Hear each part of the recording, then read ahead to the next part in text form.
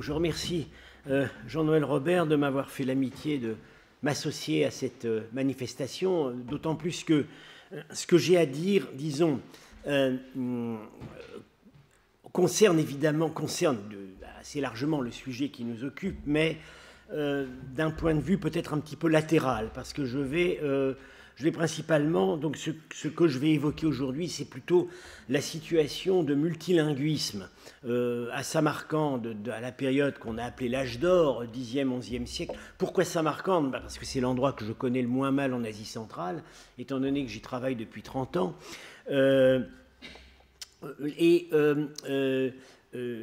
Donc une situation de multilinguisme, mais avec effectivement... de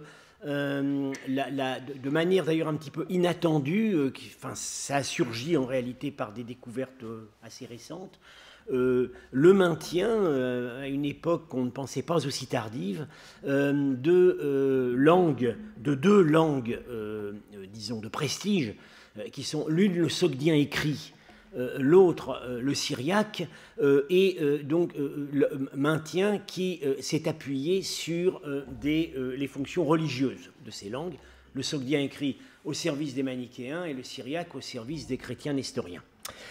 Alors bon, quand on dit Samarcande, Samarcande, 10e, 11e siècle, tout de suite par un réflexe pavlovien, on va penser à Omar Khayyam, voilà, les grandes heures de la poésie persane. Et immédiatement, on arrive dans l'illusoire, parce que, pour deux raisons.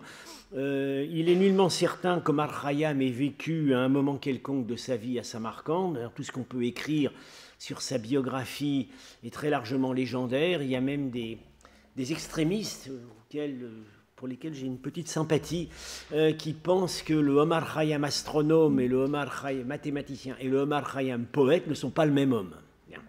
Mais ça, c'est des choses qu'on ne peut plus dire maintenant. Bon.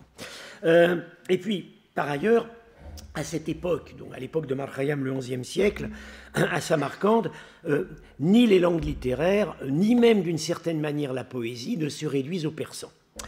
Alors, la situation qu'on attendrait normalement dans l'état, disons, acquis des connaissances, pour cette période, c'est une coexistence entre l'arabe, le persan, et, troisième élément, le vernaculaire local, en l'occurrence, une survivance du sogdien.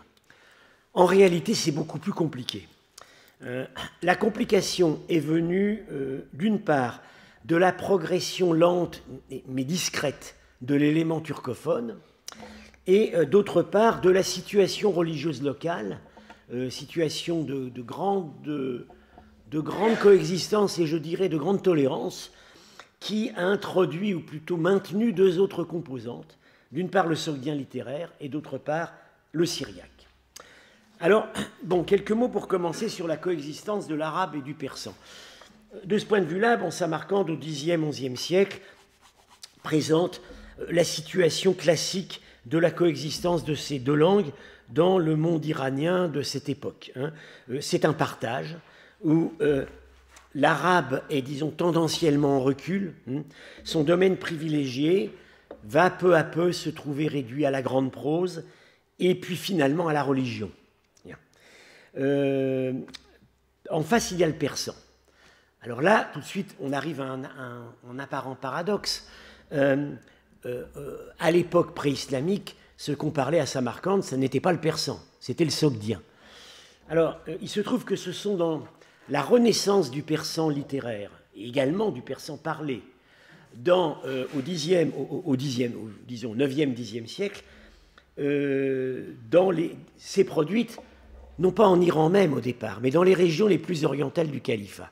C'est-à-dire des régions où le pélévi, ancêtre du persan, n'avait pas été parlé, ou parlé par des minorités immigrées, mais très réduites. C'est là que le persan ressuscite, au 9e, 10e siècle, en grande partie sous l'impulsion, avec l'encouragement de la dynastie locale des Samanides, qui s'émancipe du califat, et en absorbant une masse considérable de vocabulaire arabe.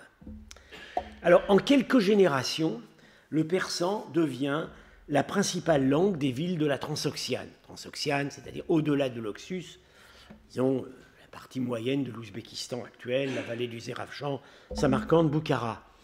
Il se diffuse, pense-t-on, principalement à partir de deux milieux. Le milieu des dignitaires et des scribes de la cour, qui l'ont adopté comme langue de communication, d'où le nom sous lequel il est connu et reste connu dans ces régions, c'est-à-dire non pas le farsi, mais le dari, la langue de la cour, qui désigne encore aujourd'hui spécifiquement la variante orientale du persan littéraire. Et puis un autre milieu qui a pu être porteur de l'arrivée de l'imposition du persan dans ces zones, c'est probablement les garnisons. À la fin de l'époque omeyyade, nous savons que la garnison dite arabe de Samarcande comprenait 12 000 hommes, familles et esclaves non comptés, qui devaient occuper à peu près la moitié du territoire urbain intramuros. Alors, ces garnisons, on le sait, venaient d'Irak et en réalité devaient comprendre une bonne proportion d'éléments plus iranophones qu'arabophones. C'est sans doute un des éléments qui explique ce succès remarquable du persan en quelques générations. Des soldats ont pu venir aussi de la garnison de Merv. Et Merv a été un des creusets de la renaissance du persan. Parce que, bon, je sais pas, déjà à l'époque sassanide, c'est une zone de garnison du front oriental, et ce qui explique la disparition progressive de la langue, de la variante locale des langues iraniennes, le parthe, au profit du Pélévi, et c'est probable, Merv est probablement un des endroits où s'est imposé peu à peu ce qu'on appelle le néo-persan. Mais bon, Samarcande n'est pas à l'époque samanide la principale capitale. La principale capitale, c'est Boukhara. Donc de ce fait, dans la Nisba Samarcandi, figure assez peu dans le répertoire des écrivains fameux de l'époque. Je prends quelques. Roudaki, disons, vénéré comme le père fondateur de la poésie persane, est en fait originaire d'un village du Haut-Zérafchan. Alors, les Tadjiks disent que c'est au Tadjikistan, ils ont même trouvé sa tombe, disent-ils. J'y suis allé d'ailleurs, c'est pas extrêmement convaincant. Les Ouzbeks disent que c'est en Ouzbékistan, n'est-ce pas? Dans les encyclopédies soviétiques, il y avait l'encyclopédie de l'Ouzbékistan, il y avait Roudaki, le grand poète ouzbek. Dans les encyclopédies du Tadjikistan, il y avait Roudaki, le grand poète tadjik. Je pense que ça leur aurait beaucoup fait rire. Mais il n'a pas fait sa carrière à Samarcande, il a fait sa carrière à la cour de Boukhara. À côté de cela, les sciences profanes à cette époque continuent à employer l'arabe. En fait, le basculement vers l'emploi du persan dans les sciences profanes va se produire en réalité plutôt au XIIe siècle dans le milieu de la cour des sultans du Khorezm à Urgench, et sous forme non pas d'ouvrages véritablement de première main, mais d'encyclopédies de vulgarisation. Bon, Avicenne comme Biruni étaient des iranophones, le canon d'Avicenne et toute l'œuvre de Biruni sont en arabe. D'ailleurs, Biruni a théorisé cela. Biruni est originaire du Khorezm, la région de la mer d'Aral. C'est un patriote chorasmien, il s'affirme comme tel. Il a vécu, chaque fois qu'il a pu, il est revenu au Khorezm. Il s'est efforcé, notamment dans son livre sur la chronologie des anciennes nations, de sauver tout ce qu'il pouvait sauver des anciennes traditions religieuses du Khorezm. Mais il écrit très explicitement, si on veut penser clairement comme faisaient les anciens Grecs et s'exprimer pour être lu, c'est l'arabe qu'il faut employer. Bien. Même le genre historique à cette époque n'a pas encore basculé au persan, puisque il y a un exemple qui est la traduction, l'abrégé, l'adaptation persane de l'histoire de Tabari par Balami. Effectivement, c'est le premier exemple de traité, d'ouvrage historique écrit en persan à la fin du Xe siècle.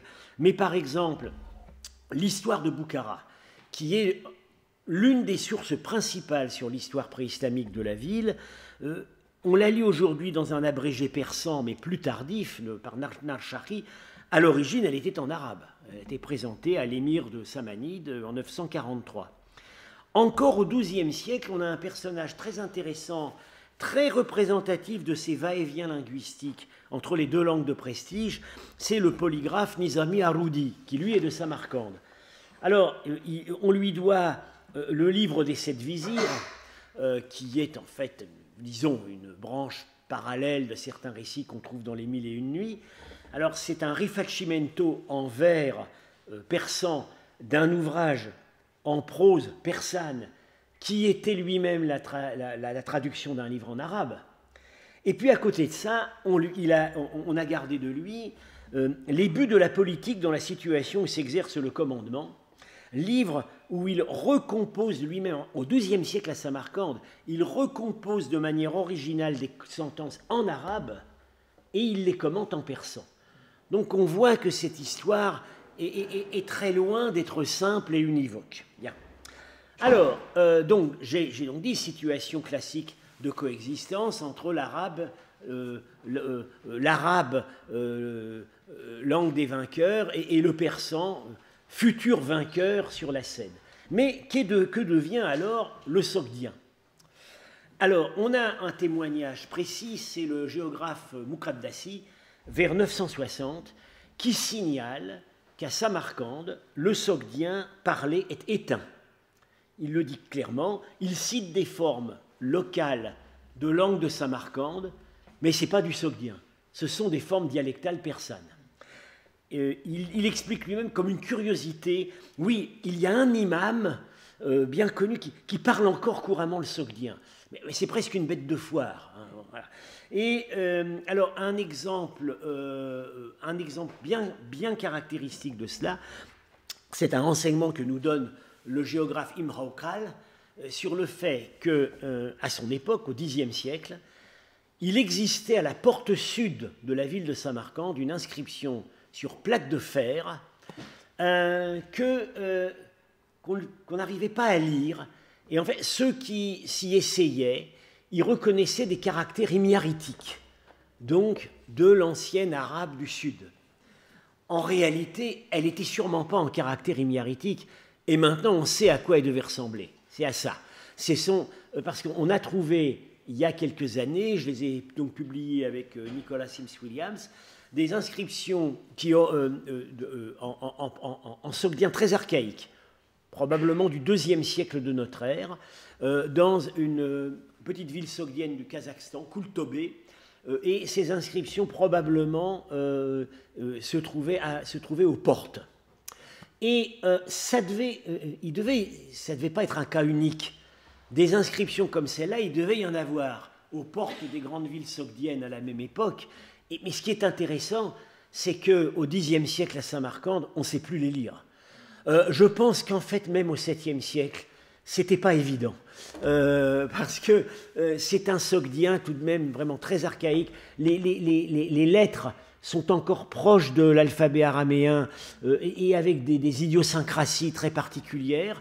La langue elle-même est archaïque. Il y a beaucoup plus, on parlait tout à l'heure, Jean-Noël parlait tout à l'heure, des idéogrammes araméens dans les langues moyennes iraniennes, notamment en Pélévi. Il y en a aussi en sogdien, il y en a moins qu'en Pélévi, mais à cette époque, il y en a vraiment beaucoup. Ce sont des inscriptions qu'on peut pratiquement lire en araméen. Voilà, donc déjà, alors, au Xe siècle, on lit ça comme de l'himyaritique. Voilà, on y voit la preuve de ce que la ville de Samarcande, n'est-ce pas, comme chacun peut comprendre, a été fondée autrefois par la reine Thamar, venue du sud arabique. Tout ça est instrumentalisé dans le cadre des luttes de prestige entre sud et nord arabique. Ça n'a plus rien à voir avec la connaissance du sogdien. Alors, Muqaddasi dit aussi tout de même que, oui, effectivement, le sogdien, enfin il dit la langue, le dialecte local, on comprend là qu'il s'agit du sogdien, survit dans des campagnes autour de Samarcande et notamment autour de Bukhara. Alors, on a pensé que tout ça s'était éteint, peut-être au XIe siècle, peut-être à l'invasion mongole, mais assez récemment, notre collègue de Saint-Pétersbourg, Pavel Lourlier, que j'ai d'ailleurs fait inviter au collège il y a quelques années, qui a fait sa thèse sur la toponymie sogdienne, pense avoir montré par l'argument de la microtoponymie que le sogdien devait survivre dans certaines parties nord-est de l'oasis de Boukhara jusqu'au XVIe siècle. Parce qu'on voit qu'il y a des éléments, des composants toponymiques sogdiens qui restent productifs dans la formation de nouveaux toponymes à cette époque. Donc extinction lente du sogdien. Et puis, n'oublions pas qu'aujourd'hui encore, il existe une langue qui n'est pas le descendant du sogdien, mais qui vient d'un rameau qui peut-être aurait divergé vers les environs de notre ère, c'est le yagnobi, qui a encore des locuteurs dans la vallée du Yagnob, au Tadjikistan. Le grand philologue Lifshitz pensait que le yagnobi était en fait le dernier descendant d'un rameau apparenté au sogdien qui est mentionné par les auteurs arabes, qui aurait été l'Oustrouchani, la langue de la sogdiane du nord-est. Je mentionne cela parce que l'Oustrouchana m'est particulièrement cher depuis le colloque que nous avons organisé ici sur cette région petite mais historiquement très importante. Voilà. Alors, donc voilà le tableau arabe, persan et le sogdien tel qu'on le lit là, beaucoup moins présent, beaucoup moins vigoureux qu'on ne pourrait le croire. Bien, mais alors, à ce tableau est compliqué par la présence des langues religieuses à cette époque. Alors, donc, il y a trois cas, il y a l'arabe, le sogdien et le syriaque. Alors, pour l'arabe, bon, c'est évidemment le cas. L'arabe est, entre autres choses, langue de prestige religieuse. Mais, comme je l'ai dit, encore au XIe siècle et même au XIIe siècle à Samarcande, il n'est pas encore confiné dans ce rôle. Bien. Alors, le sogdien, des hypothèses récentes qui sont dues à notre collègue japonais Yutaka Yoshida de l'université de Kyoto, que j'ai également fait venir au collège et que je pense faire revenir dans l'avenir parce que c'est vraiment... on lui doit des découvertes absolument remarquables sur la langue, la littérature sogdienne et récemment sur l'iconographie manichéenne. Voilà. Et c'est à ça que je vais en venir. Bon, c'est à lui qu'on doit la redécouverte de l'art manichéen qui a survécu en Chine du Sud jusqu'au XIIIe, XIVe siècle. Yoshida récemment a proposé l'idée que le sogdien littéraire se serait maintenu dans ce rôle à Samarcande jusqu'au XIe siècle. Alors que jusqu'à présent, ça va être probablement l'un des sujets de la communication de Nicolas.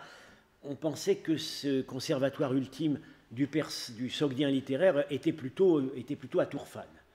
Et Yoshida s'est proposé de démontrer que c'était aussi à Samarcande. Alors, un petit rappel, donc, ce sogdien littéraire, sa niche écologique, serait été la communauté manichéenne.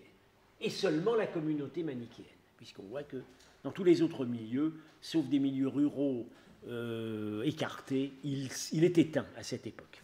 Alors, un petit rappel historique. Quand les manichéens sont-ils arrivés à Samarcande? D'après des traditions enregistrées ultérieurement, ils auraient franchi la Moudaria dès la fin du IIIe siècle, dans la génération qui suit Mani. Au VIIe siècle, nous savons de manière assurée qu'ils prennent pied en Chine, en partie à partir d'une région qui est au sud de la Sogdiane, le Torarestan, en Bactriane. Alors il y a des hypothèses sur une arrivée plus précoce du manichéisme en Chine dès le VIe siècle, mais c'est discuté. En tout cas, pour Samarcande, pour la Sogdiane même, en réalité, à part cette tradition sur le franchissement de la Moudaria au IIIe siècle, on n'a aucun document sûr et aucune information textuelle avant le Xe siècle. Cette information nous vient d'une notice du bibliophile bagdadien Ibn al-Nadim, qui nous explique de manière assez détaillée que sous le calife abbasside al-Muqtadir, qui règne de 908 à 932, 500 manichéens ont fui Bagdad pour Samarcande. Et là, ce qu'il nous raconte est assez intéressant. Le souverain samanide local, qui est un sunnite zélé, veut les persécuter. Mais le souverain des Turkouz Oghuz, qui est en fait la façon dont les historiens arabes désignent les Ouïghours, régnant à Tourfan, envoie un message à son distingué collègue de Samarcande en lui disant « Tu sais, dans mon royaume, j'ai beaucoup plus de musulmans que tu n'as de manichéens chez toi. » Et or, il se trouve que la dynastie, le manichéisme est la religion officielle de la dynastie ouïghour. Alors, si tu t'en prends aux manichéens à Samarcande, je peux faire beaucoup de mal aux musulmans à Tourfan. Et donc l'affaire se calme, et les manichéens sont autorisés à s'établir. Et alors, selon une tradition qui n'est pas très sûre, ils auraient un moment en fait transféré le siège suprême de l'autorité manichéenne mondiale, le successeur de Mani, l'Archégos, à Samarcande. La religion manichéenne a une pyramide extrêmement rigide et mondiale. Il y a un Archégos, il y a 12 mojags, il y a 5, je ne sais plus combien d'évêques, et c'est un numerus clausus, c'est un organigramme qui est mondial, ce n'est pas redupliqué. Bon. Finalement, l'Archégos, on finit par le repérer à Tourfan, et là donc, à partir du XIe siècle, on perd leurs traces. Alors, un acquis extrêmement important et nouveau des recherches récentes de Yoshida, c'est qu'il a réattribué à Samarcande des documents rédigés en sogdien littéraire trouvés à Tourfan. Avant, on les pensait soit rédigés à Tourfan, soit ailleurs, mais lui me donne de bons arguments pour penser que ça vient de Samarcande et que donc le sogdien littéraire reste productif à Samarcande. Alors, il y a d'abord 2 lettres privées, ce qu'on appelle les lettres manichéennes. Elles sont connues depuis longtemps. Elles avaient été éditées par Henning, puis par Zundermann, qui ne les situaient pas à Samarcande, et qui les dataient d'avant 880, car elles mentionnent un schisme manichéen, le schisme de Mir et de Miklas, et qui est clos en 880. Donc, il pensait que ça datait d'avant. Alors, Yoshida, l'argument de Yoshida, c'est que non, ça doit être postérieur et qu'en fait, les noms des anciens schismatiques ont pu persister après même la fin des schismes comme insultes polémiques s'appliquant aux manichéens d'Irak, de la part de leurs corélégionnaires qui n'étaient pas tombés dans les schismes. Bien.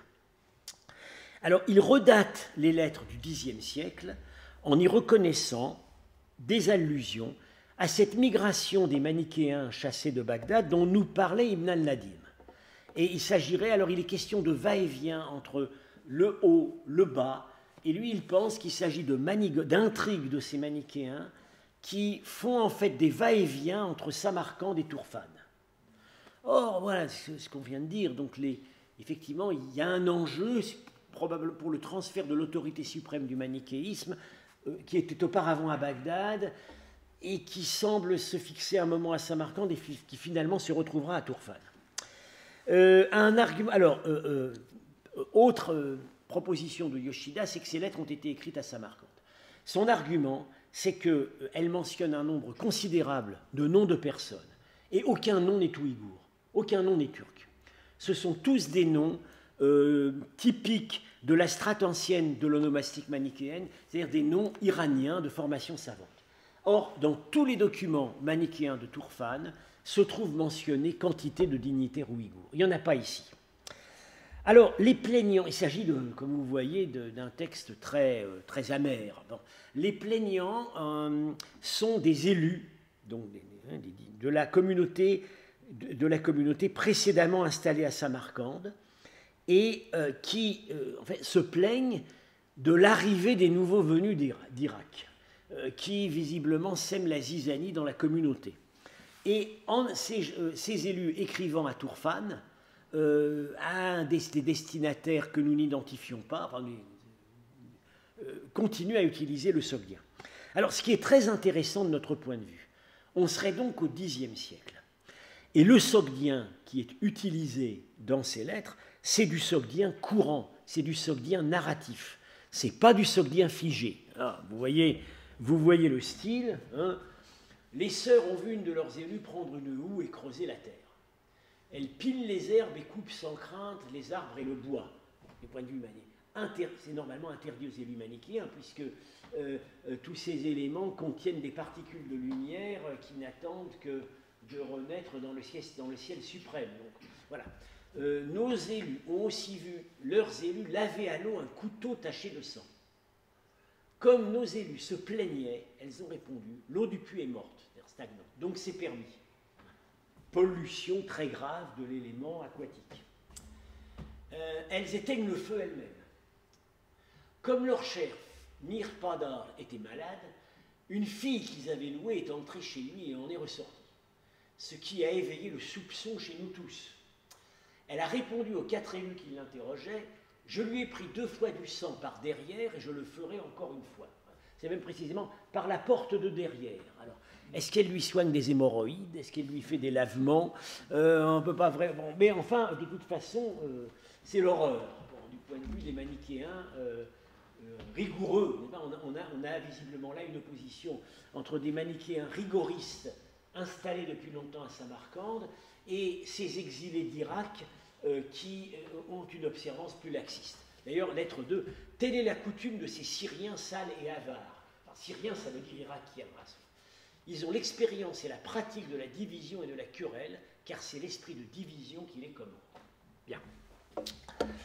Alors, voilà le genre de sogdien que dans les milieux manichéens, on était encore capable d'écrire au Xe siècle à Samarcande.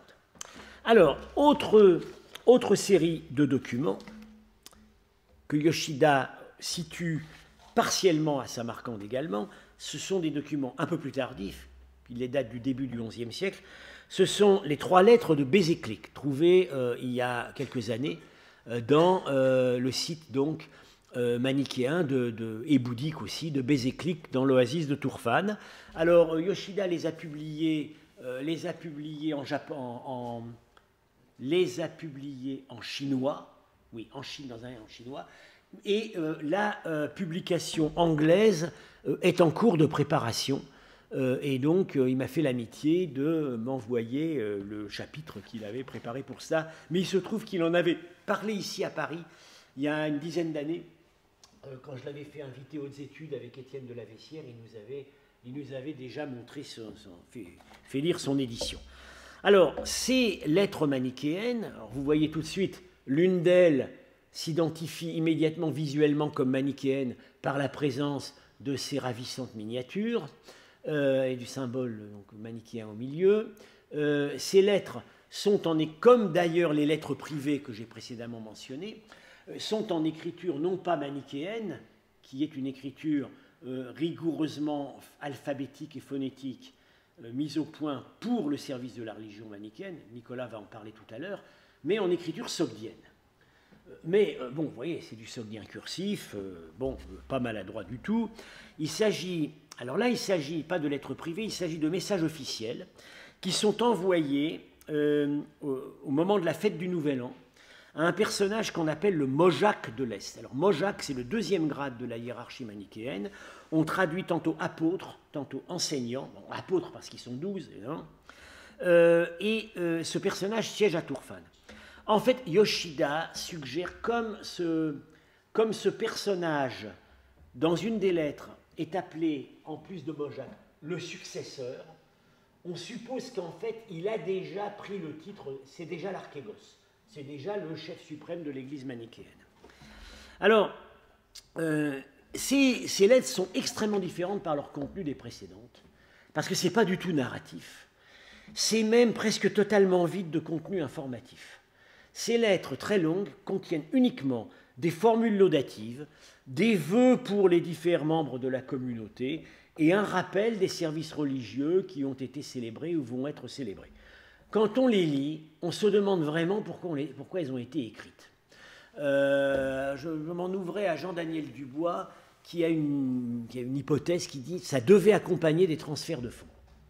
Voilà, des mouvements bancaires qui peut-être était accompagné de ces lettres très conventionnelles.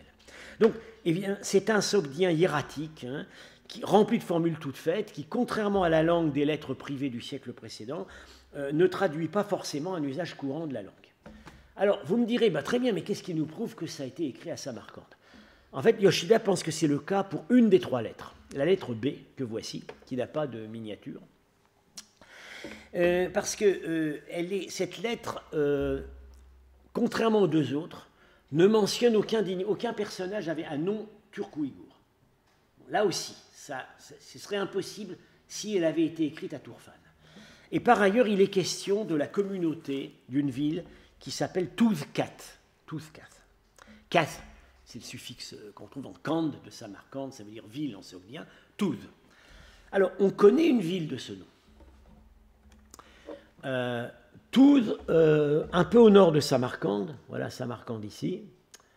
Tuz est dans cette région qui s'appelle donc le Ouidar, la principauté du Ouidar, un petit peu au nord de Samarcande. On ne sait pas exactement où c'est, mais les géographes arabes disent que c'est là. Alors, il se trouve que pour le siège de la communauté manichéenne de Samarcande, Ibn al-Nadim nous parle d'un endroit qui peut se lire de diverses manières, parce qu'il y a la question des points diacritiques. Alors, certains éditeurs lisent Tunkath. Alors, il se trouve on connaît une ville qui s'appelle Tunkath. Certains lisent Nawekath. On connaît 2 villes de ce nom, même 3. Mais difficulté, c'est que d'après Ibn al-Nadim, il s'agit d'une ville qui serait dans le Sogd. Or, à l'époque, ce qu'on appelle le Sogd, c'est uniquement cette région-là. Or, ni Tunkath, ni Nawekath ne sont dans le Sogd. C'est plus au nord, du côté de Tashkent, ou plus au sud. Donc, l'idée de Yoshida, la proposition de Yoshida, c'est qu'en fait, il faut lire Tuzkat. Et ce serait ce lieu mentionné par Ibn al-Nadim comme le lieu de refuge de la communauté manichéenne de Samarcande serait ce même lieu dont parle la lettre B, qui se serait trouvée à une trentaine de kilomètres au nord de Samarcande. C'est assez logique, les manichéens n'allaient pas se mettre dans la gueule du loup, hein. Ils n'allaient pas se mettre en ville. On va voir tout à l'heure que les chrétiens d'eux-mêmes se sont mis un peu en dehors de la ville. Alors, voilà pour les manichéens et pour la survie qu'ils ont assurée aux sogdiens littéraires. Maintenant, il y a une autre religion qui a assuré une survie à une autre langue religieuse littéraire, le syriaque. Ce sont les chrétiens nestoriens. Alors, d'une certaine façon, la situation pour eux est parallèle à celle des manichéens.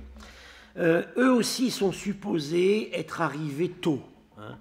Alors, on ne sait pas exactement, il y a diverses hypothèses, divers indices sur la création de l'évêché de Samarcande. Certains pensent dès le 5e siècle, certains pensent un peu plus tard.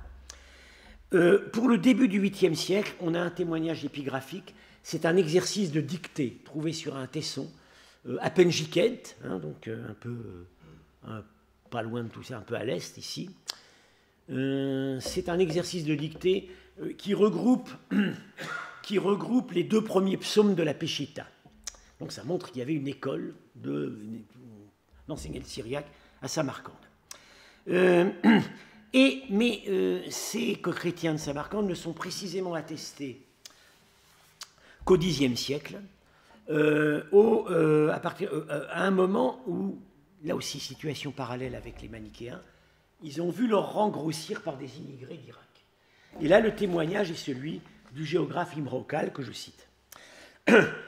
On voit à Shavdar, Shavdar, c'est cette région du Piémont sud du Zérafchan, un monastère d'une congrégation chrétienne comprenant des cellules et des habitations confortables et plaisantes.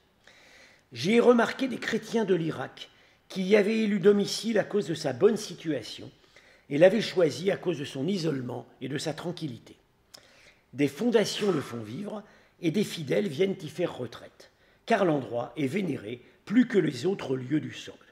Il se nomme Ouaskarda. On sait où c'est, parce que le toponyme Ouaskard, s'était conservé encore au XVIIe siècle. C'est ici, c'est au Piémont sud, c'est près d'une ville assez importante qui existe toujours, qui s'appelle Urgut, qui est un grand lieu de marché pendant quelque temps après l'indépendance de l'Ouzbékistan, un des principaux centres de production de l'opium au sud de Samarcande. Alors, il se trouve que on a des restes archéologiques de ces chrétiens d'Urgut, de deux types. Dans les années 1990, a été fouillée là une église qui a un plan qui obéit à un plan assez typique des églises de l'église de l'Est, deux nefs avec chacune leur chœur et au milieu une sorte de plateforme surélevée, donc avec un mur de briques cuites autour et un bourrage de briques crues, donc qu'on appelle le béma.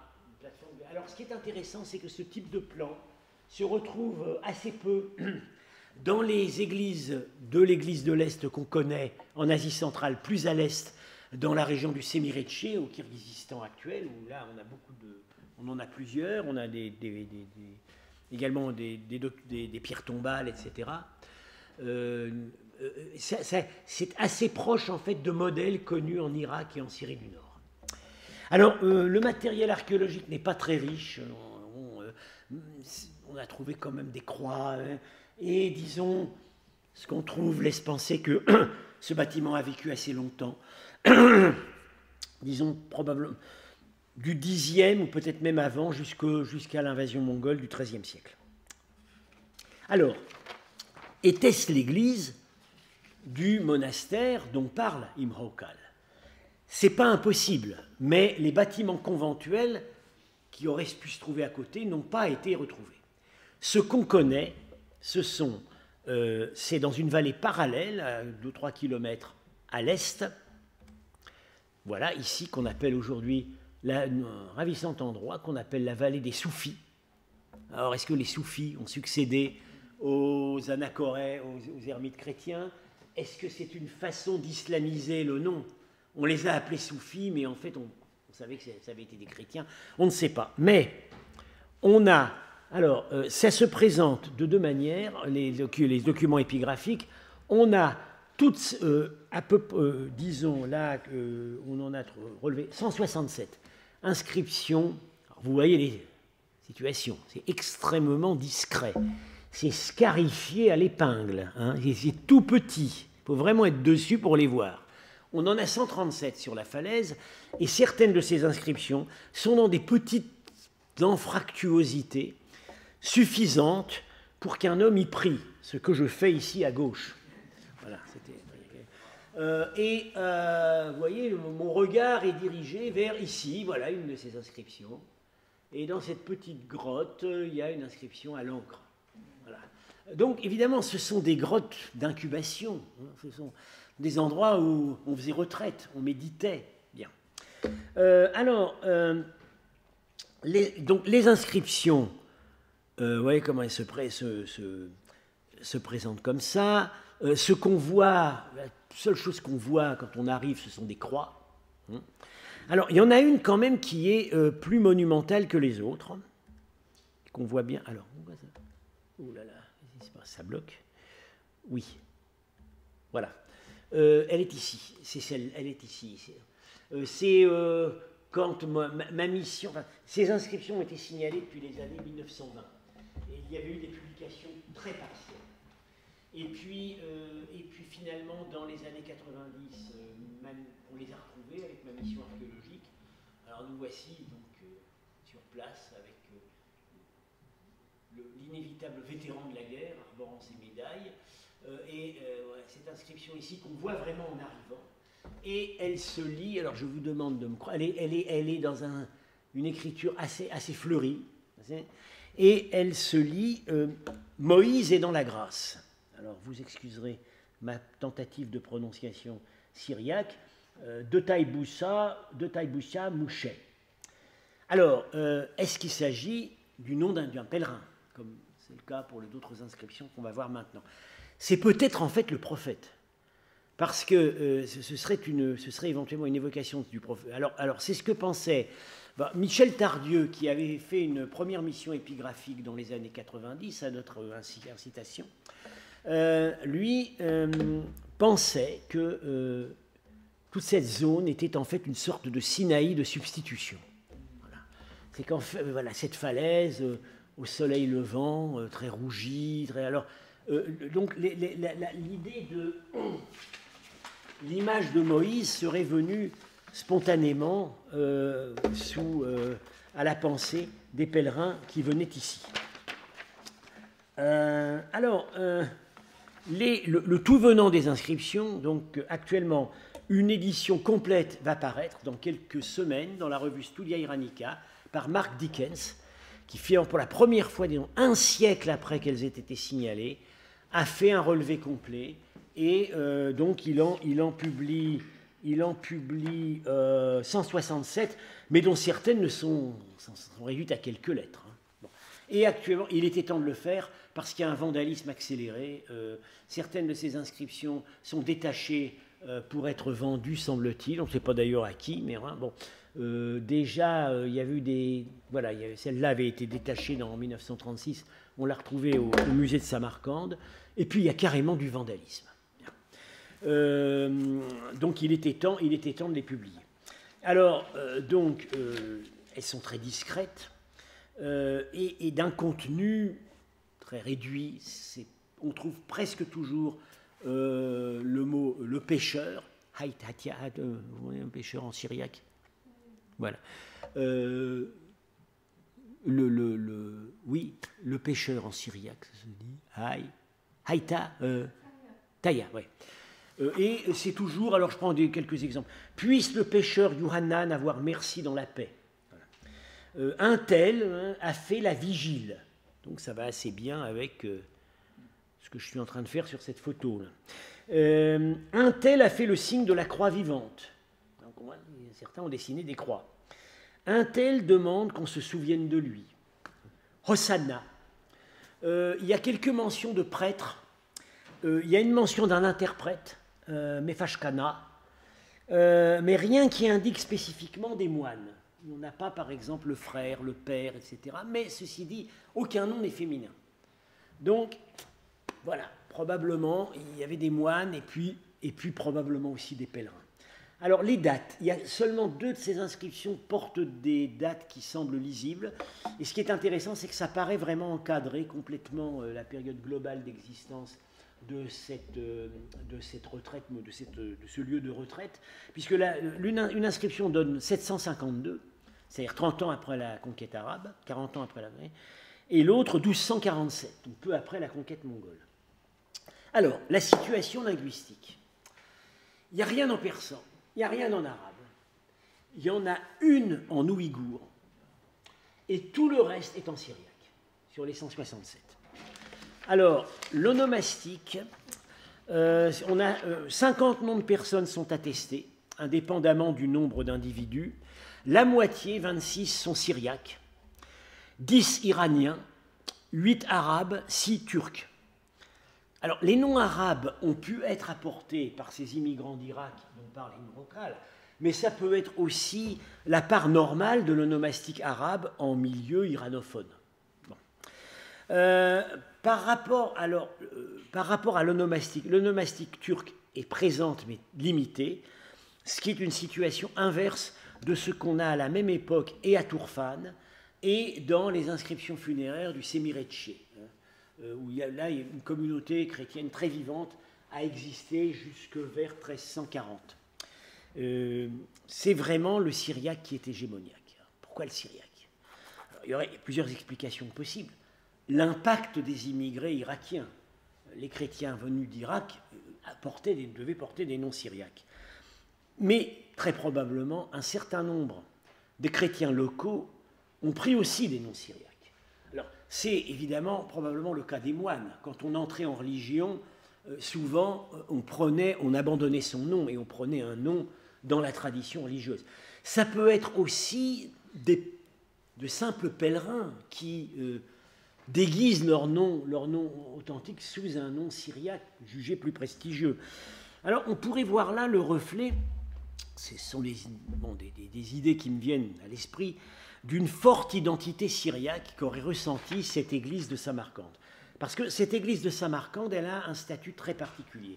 Elle a été instaurée à la fin du 8e siècle, sur décision du Catholicos, donc à l'époque d'Irak, de Bagdad, comme siège, comme métropole ecclésiastique. Donc pas seulement comme évêché, ce qu'elle était déjà, mais comme siège de la province ecclésiastique du Beth Turkaye, la région des Turcs, la plus orientale de toutes les provinces ecclésiastiques dépendant du Catholicos. Et c'est cette province du Beth Turkaye qui fournissait les cadres de l'église, des sièges qui allaient au-delà. Alors, au-delà vers l'est. On a un exemple magnifique. C'est le personnage qu'a connu Marco Polo à Chengchang, sur Yangtze, Marsargis, fondateur de plusieurs églises sur place et haut dignitaire au service des Mongols. Marsargis, nous dit Marco, vient de Samarcande. Et en fait, tout ce que Marco a su sur Samarcande, c'est par Marsargis qu'il a connu en Chine. Parce que lui-même n'est jamais allé à Samarcande. Et donc, on a l'impression que cette chrétienté de Samarcande s'accroche particulièrement à une identité syriaque. Alors, en même temps, on voit bien par ces inscriptions à quel point cet effort pour maintenir la langue sacrée était artificiel. La grande majorité des scripteurs n'étaient évidemment pas des locuteurs. Il y a beaucoup d'incorrections épigraphiques, de fautes d'orthographe et de fautes de syntaxe. Alors, vous me direz, dans tout ça, il y a un grand absent dans cette situation linguistique, c'est le turc. Où sont-ils, à part dans quelques noms de ces inscriptions d'Urgut? Pourtant, le turc est très présent dans l'onomastique aristocratique de la Sogdiane dès avant la conquête arabe. On a un contrat de mariage à Samarcande qui unit une aristocrate au nom sogdien et un personnage au nom et au titre turc. Dès avant, le sogdien emprunte un vocabulaire relativement important au turc. Bien. Puis, ensuite, à partir de 999, l'arrivée au pouvoir à Samarcande et Boukhara des Karakhanides, la première dynastie turque islamisée, le turc devient la langue des dirigeants. Bon. Alors, il se trouve que ça ne se manifeste pas beaucoup à Samarcande. Ce qui est tout à fait frappant, c'est qu'au XIe siècle sont écrites à peu près au même moment, vers 1070, deux défenses et illustrations de la langue turque. L'une, c'est le Diwan Lugat at-Turk, compendium des dialectes turcs de Mahmoud de Kashgar, et l'autre, c'est le Kutakdu Bilik, la sagesse de la gloire royale, de Youssouf Balasargouni. Ces traités ont été composés vers 1070 pour la cour de Kashgar, la cour karakhanide orientale. Ils ont ensuite circulé plutôt en milieu seldjoukide. On n'a pas l'impression qu'ils aient été très populaires en milieu karakhanide occidental, à Samarcande, Boukhara. Alors, un autre exemple, c'est le pavillon donc, royal karakhanide fouillé par Yuri Kariev à la citadelle de Samarcande.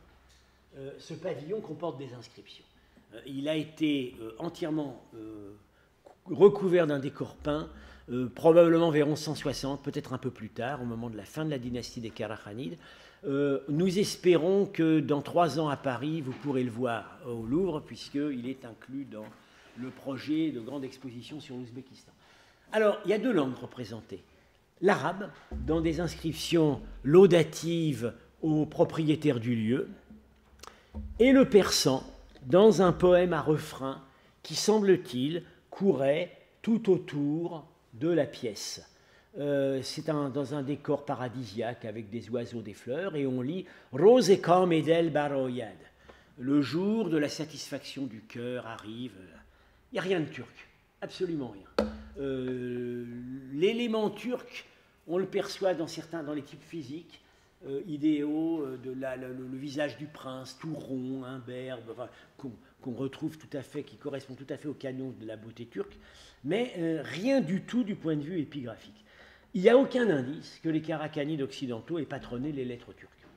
Et donc on note là quand même un considérable décalage chronologique entre la plus ancienne affirmation du turc littéraire, c'est-à-dire dans le milieu ouïghour de Tourfan, au Xe siècle.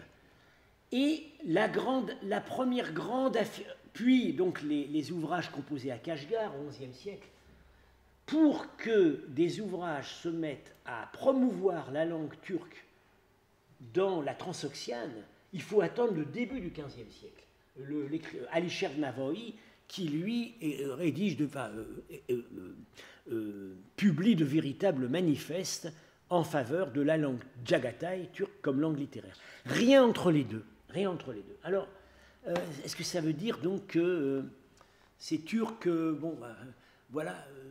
renoncent à leur langue, s'assimilent très vite? Il faut peut-être être plus nuancé. J'emprunterai une heureuse formule à Viola Allegranzi, qui a soutenu il y a quelque temps une remarquable thèse sur le décor épigraphique de Razni.